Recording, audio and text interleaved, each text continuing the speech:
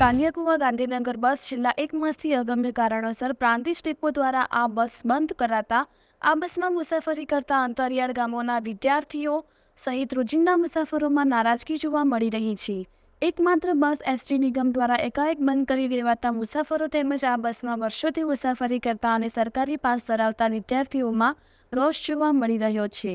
કાલિયાકુવાથી ગાંધીનગર જતી બસ વચ્ચે આવતા અંતરિયાળ ગામોમાંથી પસાર થતી આ બસમાં એસટી નિગમને ભરપૂર આવક થતી હોવા છતાં પણ આ બસ કયા કારણોસર બંધ કરવામાં આવી તે લોકોમાં ચર્ચાનો વિષય બન્યો છે। વિદ્યાર્થીઓને શિક્ષણલક્ષી આ બસ ખૂબ જ ઉપયોગી થતી હોય આ બસને ફરીથી રાબેતા મુજબ ચાલુ કરવા વિદ્યાર્થીઓ તેમજ રોજિંદા મુસાફરો અને ગુજરાત વાલ્મીકી સંઘ દ્વારા 7 દિવસમાં બસ ચાલુ કરવામાં આવે તેવી માંગ સાથે માલપુર એસટી ડેપો ખાતે આવેદનપત્ર પણ પાઠવવામાં આવ્યું હતું। 7 દિવસમાં બસ શરૂ કરવામાં નહીં આવે તો માલપુર એસટી બસ સ્ટેન્ડ ખાતે ગુજરાત વાલ્મીકી સંઘ દ્વારા ધરણા કરવાની ચીમકી ઉચ્ચારવામાં આવી છે। રિપોર્ટર જયદીપ ભાટિયા, અરવલ્લી।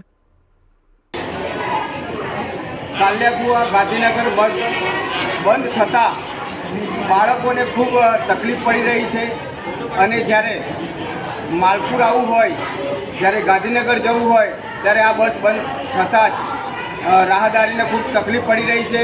અગાઉ 1 વર્ષ પહેલાં આ બસ બંધ કરવામાં આવી હતી ત્યારે ગુજરાત વાલ્મીકી સંગઠન દ્વારા આવેદનપત્ર આપવામાં આવ્યું હતું। ખરેખર આ વારંવાર આ બસ બંધ થતાં જ પબ્લિકને ખૂબ તકલીફ પડી રહી છે। ગુજરાતનું એપિસેન્ટર એટલે ગાંધીનગર હોય છે।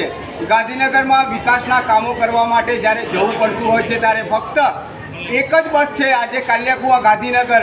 તો માલપુરના જે સામાજિક કાર્યકર્તાઓને જ્યારે ગાંધીનગર જવું પડતું હોય ત્યારે ખૂબ જ તકલીફ પડતી હોય છે, કોઈ બીજી બસ જ નથી।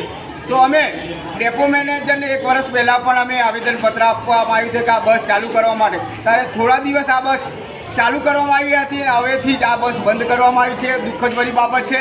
તો આવનાર સમયમાં માલપુરથી ગાંધીનગર 2 બસો ચાલુ કરવા માટે આવે અને જે આ જે કાલિયાકુવા ગાંધીનગર બસ હતી એ તાત્કાલિક તાબડતોબ ચાલુ કરવામાં આવે। જો આ બસ ચાલુ કરવામાં નહીં આવે તો અમે ગુજરાત વાલ્મીકી સંગઠન દ્વારા અમે આ ડેપોના આગળ ધરણા કાર્યક્રમ કરવાની ફરજ પડશે।